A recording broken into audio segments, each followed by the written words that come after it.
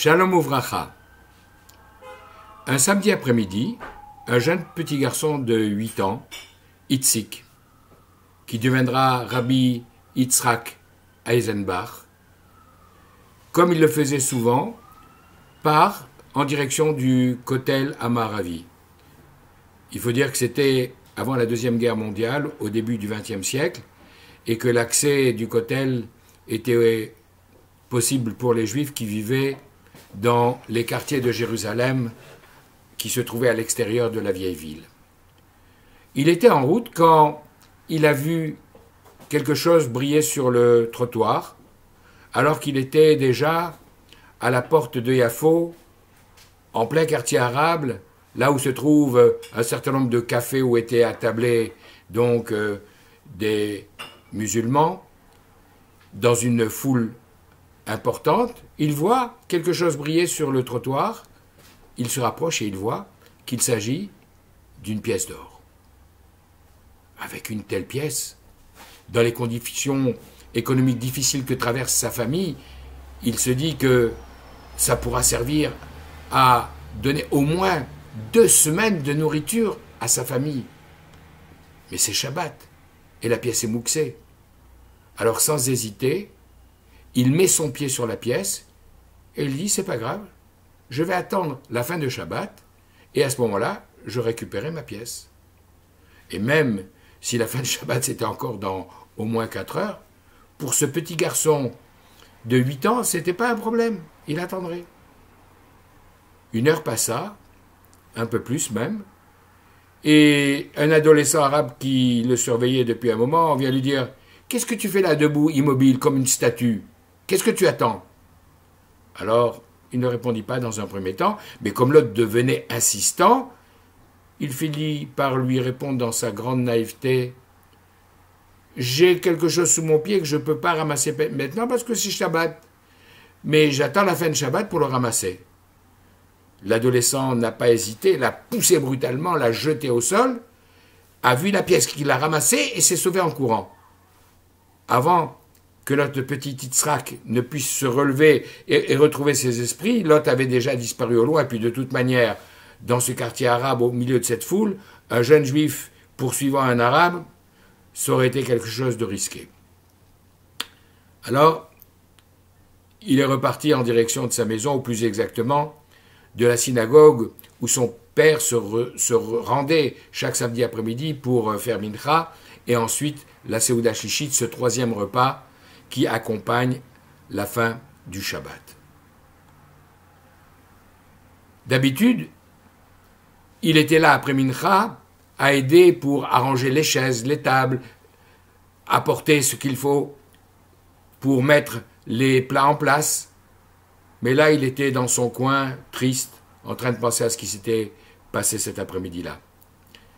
Le Rebbe de Tchernobyl, Rabbi Nachum, dans la synagogue duquel il se trouvait, aimait ce petit garçon et trouvait étrange qu'il ne soit pas là, que les chaises n'étaient pas en ordre comme d'habitude. Il le chercha du regard, le trouva dans le coin, tout triste. « Yitzhak, qu'est-ce qui se passe? Pourquoi es-tu triste ?» Et l'enfant lui raconta la mésaventure qui lui était arrivée cet après-midi-là. Le Rav lui dit, ne sois pas triste, viens. Il le prend par la main, viens avec moi à table, et après Shabbat, tu m'accompagneras à la maison, et tu verras. Le Shabbat se termine, avec la Seuda Shlichit, et ensuite, Rabbi Nachum de Tchernobyl et notre jeune Yitzhak se rendent dans la maison voisine, en fait, juxtaposée à la synagogue, rentre dans le bureau du Rav, et le Rebbe ouvre un tiroir qui était fermé à clé, et sort une pièce en or, identique à celle que l'enfant avait vue cet après-midi-là. Et le Rebbe lui dit, Yitzhak, cette pièce, elle est pour toi. Mais à une condition, que tu me donnes le schar mitzvah, la récompense attachée à la grande mitzvah que tu as accomplie cet après-midi.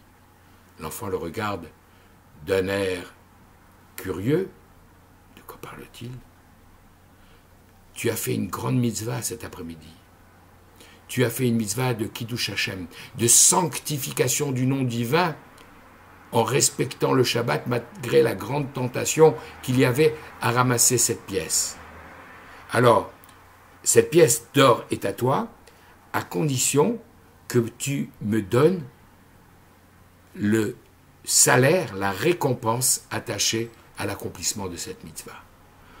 L'enfant revoit tout ce qui peut être acheté dans sa maison, qui manque de tout, pendant 15 jours avec cette pièce, et puis dit au Rebbe, la mitzvah que j'ai accomplie cet après-midi, elle vaut tellement? Le Rebbe lui dit, bien sûr. Alors l'enfant du haut de ses 8 ans lui dit, si la mitzvah que j'ai accomplie a une telle valeur, Rebbe, elle n'est pas à vendre.